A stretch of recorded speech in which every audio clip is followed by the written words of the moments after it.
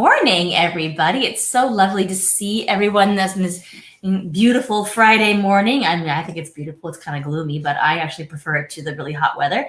I hope everybody's enjoying their July so far. My name is Merritt. I'm the founder and creator of Master of One Coaching, in case you don't know me yet. So welcome, welcome, welcome. If you're catching this on the replay too, go ahead and drop your name and say hello. We'd love to hear about your questions and comments about our topic today. And we are talking today about this incredible phenomenon called the Great Resignation. And this is what economists are dubbing this phenomenon of people leaving the workforce in droves. And they are, out of the people who've been polled, there is up to 41% contingent of the population that is planning to or has already left their jobs mostly due to how their employers responded or didn't respond during the shutdown, during the COVID pandemic shutdown, and subsequent policy changes or lack thereof. And this is fun. This is really interesting to me because I'm really a total geek about workplace culture and about leadership, right? How often do I get a platform to talk about toxic workplace culture where anybody's actually listening? So, I mean, you all listen and I appreciate that. But this is something that I'm so passionate about. I have worked in some pretty toxic workplace cultures, and I've worked in a couple of really amazing places too. So I have seen the difference firsthand. And the impact of a toxic workplace culture is not just about somebody who is grumbling or maybe doesn't feel good about themselves or feel good about their job. We can make direct connections between bottom line. We can make direct connections very clearly, obviously, between turnover and churn. We can make direct connections between brand story and integrity, right? I mean, and I don't want to, because I don't have all the information right, I wasn't there, but what's happening to Ellen DeGeneres right now in the media, and I'm inclined to think that there's a whole lot more to the story, and having been in the entertainment industry for a long time, I have no condemnation because I don't know all the information, right? But I'm just going to speak to what we're seeing in the media, and that is that Ellen DeGeneres, who has been a sweetheart of the world for the past 20 some odd years, has gone through ups and downs, certainly publicly, right? It came out last summer that her workplace culture was left a lot to be desired, right? And because of that, holy cow, people are, they're totally going after her in the media. And now there are people saying they don't trust her at all and they don't want to hear from her. Her ratings have plummeted. Now, part of that's because daytime television's ratings have plummeted altogether because of the shutdown and now people want to get outside. They're just not watching daytime television as much. But at any rate, it's a really interesting example of a schism or the appearance of a schism. I'm going to say the alleged schism of integrity, right? So people are just not willing to put up with it. You will also see, if you live anywhere where there are retail stores and restaurants, you will see a lot of help wanted signs right now. I was in Fort Worth, Texas a couple of weeks ago, and I went to their beautiful modern art museum of Fort Worth. And it's an incredible world-class institution, just an amazing building. And I highly recommend anybody go there. It's an incredible experience. And they have world-class artists. And so I was going there with my mom. She's a member, and we were going to see a movie that was shot there in Fort Worth. And they have, this cool little art cinema house there. And I ran into the restaurant, which is a beautiful restaurant, cafe, and restaurant. I mean, this incredible setting. And it was about maybe a third full, which you would expect, right? As things are kind of starting to open up. And I said, so how's business? And because I'm a geek and I ask these questions wherever I go. And they said, it's okay, but we cannot open fully. And I said, oh, because of the regulations? They said, no, the regulations are lifted here, but because we can't get enough staff, we cannot find people to work here. And I was like, yeah. And I'm not saying that the Fort Worth Art Museum or the Modern Art Museum is a bad place to work at all. I'm saying that the overarching feeling of people who are emerging from this pandemic, the shutdown, is that we only want to do work, activities, that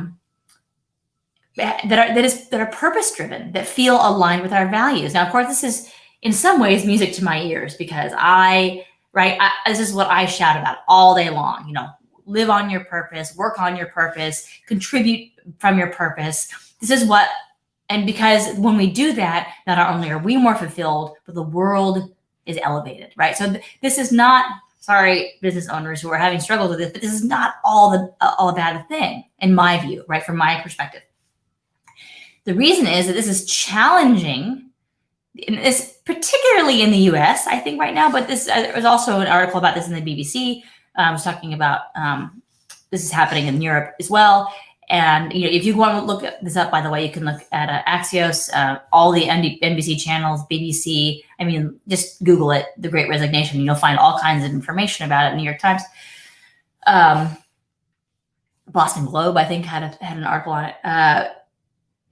And overwhelming, what it's talking about is this really deep desire for us, as we have come out of this pause of a year, 15 months, 18 months, whatever it is, this great pause. We have been reflecting on what is important to us, right? My story, some of you do, my story about when my late husband Peter passed away, and I was confronted immediately with this, oh my God, right? We only have one life to live, or at least as far as we know, right? As far as I know, I'm living this life right now, even if it's more than one, still, I have this life to live. And I want to make sure I do it right. I don't want to be at the mercy of other people's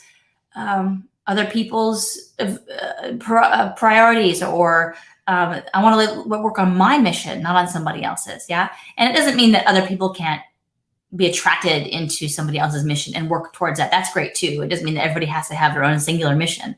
Maybe some of my clients, actually, some of my very high-end leadership clients, say that their mission and purpose is to be the number 2 leader, so that the visionary can hold the vision, and then they can, in fact, be the one that sets it into motion. So that's a beautiful purpose too.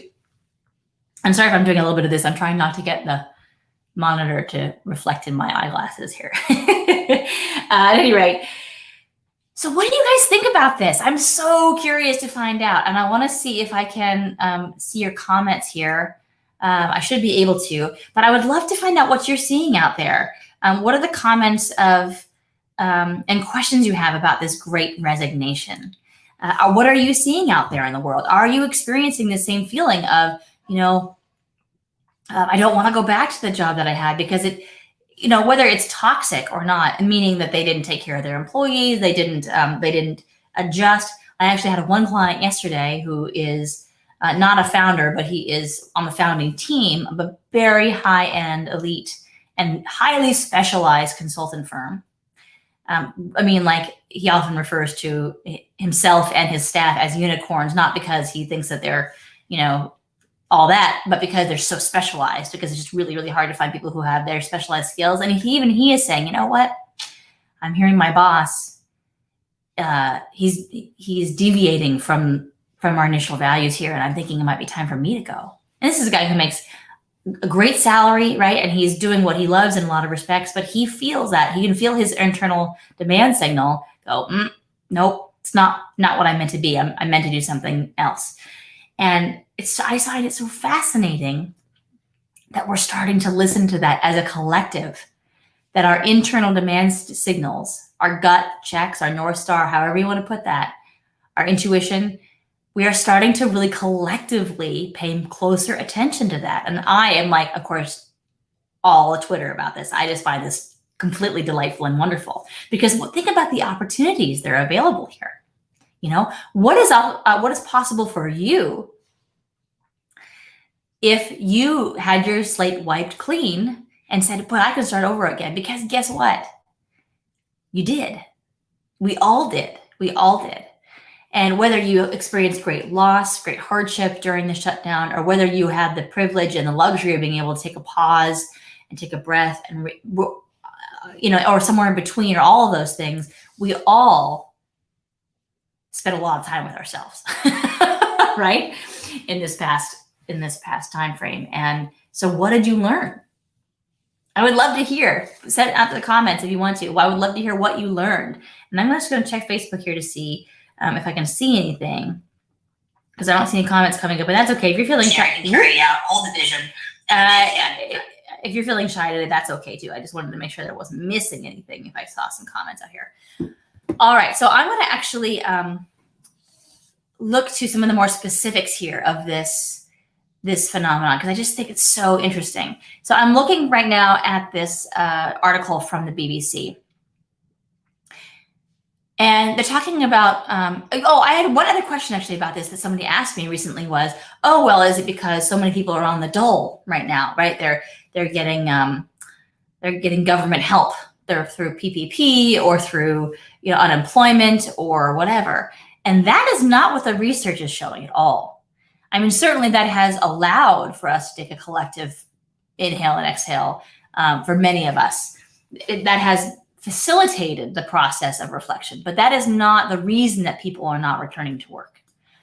The reasons that are cited that people are not returning to work is because specifically of toxic workplace cultures, feeling unheard, unseen, undervalued. Of course, an obvious example of this would be teachers. And in this BBC article, they mentioned a specific teacher who basically said that. She's like, the veil was pulled out from over my eyes. Like I didn't realize just how much of a business and industry education is. Or maybe I did realize it, but I didn't want to recognize it, because to me, it's a mission for the kids. I want to be there for the kids. And she's saying she feels guilty for not being there for the kids. But at the same time, she just realizes that it's just such an industrial complex, and she didn't want to be a part of it anymore. So what are the implications for that? Oh my gosh, you guys, for education, and not just the system of education, but for the kids who are in education right now. What are they seeing? What are they experiencing as the the customers, the clients in that industry, right? How is this going to affect how they see work? Right? How they are going to grow up in 10 or 15 years and be contributing members of society. What is their impact going to be? I think this is fascinating too. My son, who's 16, right? This also has major implications for higher education too. My son, who's 16, right? We look, of course, talking about colleges and what have you. He's going to be a junior this coming year. And he's like, first of all, this year was a bit of a poop show in terms of his grades. And we pretty much, in our house, we decided, we're just going to let mental health be the priority, and we'll do our best to get through it. And, by the skin of his teeth, he did. But what does this mean for him? He's saying, well, maybe I don't need to go to, college. It's like, college is, I don't know what I want to do yet. And what do I want to commit at age 17 or 18? What do I want to commit to something that I want to spend hundreds of thousands of dollars on to get out, not necessarily be sure that's what I want to do. And most of the things I can do, if I don't have to be a doctor, a lawyer, or teacher, some other job that requires licensing, right? Maybe I can learn a lot on YouTube. And I was like, well, you're not wrong, right? So it's fascinating to hear this incredible, we're in the middle of a major paradigm shift. So tell me your questions. I want to know more about your questions or your thoughts about this great resignation, this idea that maybe as a culture, we are shifting our priorities away from materialism, away from what we have seen as success and achievement, and towards meaning, towards fulfillment, towards connection, towards creating health and wellness in our life. When we recognize a toxic workplace culture, first of all, we know what that is. We can say, that doesn't feel good. I'm going to value my own gut check enough to go, not because I'm going to be a whiny baby and, there's all this millennials and, Gen Z or whatever, they don't know how to, work hard. That's not what's happening here. It's not that people don't want to work hard. It's that they don't want to work in a place and in a way that is poisonous to them. I think, and I'm just absolutely fascinated by this. So let's see, what else can I tell you about the Great Resignation? I want to know some solutions that you might have in mind. So, I'm going to say, you guys, right out loud, the solution, which is the solution I've been touting all along, is creating a culture of leadership and a culture of value-based, people-based connection-based, relationship-based culture in your workplace. Now, as leaders, how do we do that? Well, have I got a system for you? That's true. I mean, that's what I do all day long. And that's what I love to do. And the transformation of that is incredibly powerful when you see it firsthand. So Kelly Jean says she's curious how the accessibility of online connection classes and meetings center will find balance with the need to interact in person. Oh, such a good question, Kelly Jean. Yeah, it's kind of remains to be seen. And I will tell you that these are questions that companies, large and small, are tussling with right now. I have another client who's a founder. And I just to reiterate Kelly Jean's question, if you can't see it or didn't hear me say it quickly, is she's asking about the role of technology and how it's going to, right? We have definitely very quickly adapted to a new way of working in the world. I know, Kelly Jean, for you, you're starting to do workshops right all over the country where you weren't doing those, or you were doing them maybe less often, but now it's like a regular thing, right? But there are companies that are multi-million-dollar companies and companies that are just getting started, and they're asking the same questions. I have another client who's a founder, as I was going to mention. Yeah, he's in the retail space, and he has just, interestingly enough, cleared the decks of his staff for various reasons, mostly because, well, he just found that people were not.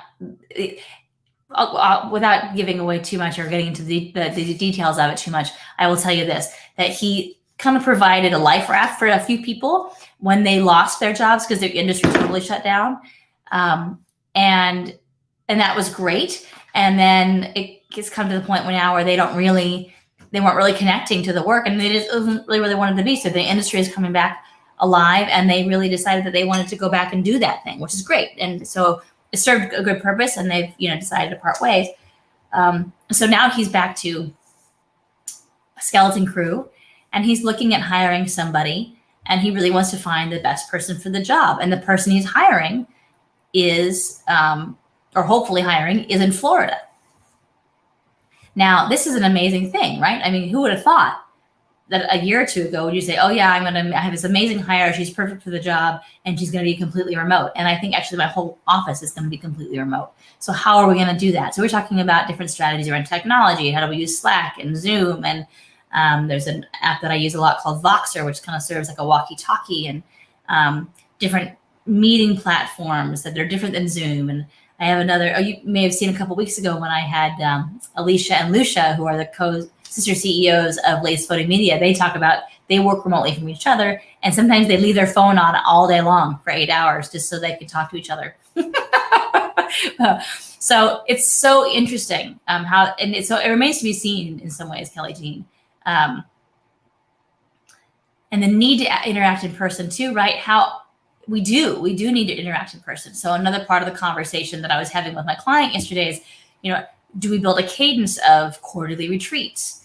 How do we, kind of keep that connection? Do I send, a digital Starbucks card to my little staff? One's in Florida and one's in New York and one's in somewhere else. And we have a Zoom meeting, on me. We just have a digital coffee or a Zoom coffee, and they've all gone out. They can go out to the world. They can get their coffee and they come back. So they have a little bit of interaction with the world, and then we sit down together. Like some innovative and creative solutions there. We don't need to travel for every meeting anymore like we thought we did. But we also want to see each other in person, right? Because there's nothing like an in-person human connection. So I think that's a great question, Kelly Jean, and there is no one good answer. It's going to have to be, it's going to be on us as leaders to be creative, to be adaptable, to be responsive to the people we serve, to listen continually as the needs change, right? As their kids go back to school, are they more available to be in person during the day, or do they want to be? Or, also another implication of this, which is huge, is real estate. For those of us in the New York metro area, oh my goodness, real estate has been completely bonkers here, just absolutely bonkers. And, people moving from the city. Now, for a while, it was because they just wanted to get out and they didn't know how long it was going to be before they could actually be safe in the city. It slowed down a little bit here, but not a whole lot. And our housing stock has gotten very, very low. So people are building, frenetically. That's funny, building phonetically. So many incredibly interesting implications on our human response to what is valuable to us. Even my husband's work, right? I mean, they had an incredible transformation in their work. They were all in person before, then they went all online, including the people that they serve. And they were able to reach just hundreds more people than they ever thought they could. And now they're trying to come back and do a balance of both. He was going to the city twice a week before, and now he's going once. And they're feeling the fact that that's, and that works for now. I mean, it might change. So my mother lives in Fort Worth, Texas, and the real estate there is bonkers. So interesting. People moving from Houston and from Austin because it's less expensive in Fort Worth, but they can still telecommute to their jobs in other bigger cities in Texas. So fascinating, right? So I would love to know, those of you, dear listeners, dear watchers, dear geniuses of mine out there in the world, where are you finding your genius? How is this calling to become your best self? And I don't mean like live your best life, like I don't mean that. I mean truly rooted in your value system, rooted in your skills, abilities, your dreams, right? What you want to accomplish in your life. When you look back at the end of your life and you're 106 years old and you say, wow, I lived a hell of a great life because I did all these things. Boom, boom, boom, boom, boom. What are those things? I want to know that from you. I want to know what this Great Resignation paradigm is doing, or how are you affected by it? How are you participating in it or not? How is it shifting how you look at yourself in the world of work? How is it shifting how you are looking at yourself as a leader? And remember, leadership is not about the title you have. It's about how you show up in the world. We are all leaders either by choice or by default, right? Michael says, I think it will be a case-by-case basis. Eliminating, let's bring this up, Michael, so we can see. Eliminating travel for trivial things and meeting in person for things which need a human touch. Yeah, that's a great compass right there. And that's a gut feeling, right, Michael? That is like, it's not, there's no one blanket policy on that. I mean, I'm sure big corporations can try to make one, but what kind of decision-making power, what kind of onus can we help empower the employees to be leaders? How can we help them say, I want you to make a powerful decision here for yourself. What do you think, right? As a leader, asking our people who work on our teams, what do you think is important here? And then listening to what they say. And not just listening, but acting on what they're saying, right? And in a way that makes sense for everybody. And of course, this is not there's no one size fits all solution here, as Michael just pointed out. It's a fascinating shift that's happening in our world right now, y'all. It's really amazing. And I think there are incredible opportunities here. And yes, it's going to be a struggle for a lot of us who are leading businesses. And with struggle and crisis always comes opportunity to learn and grow. So where are you taking the opportunity to learn and grow? And that's my final question for today. Thank you so much for tuning in. I appreciate you very much. If you want more information about building a leadership culture and becoming a more powerful leader in yourself, you can always go to my website, masterofonecoaching.com. I'm building a new program that'll be launching in late September. So stay tuned for that. And I will see you all next week. Cheers.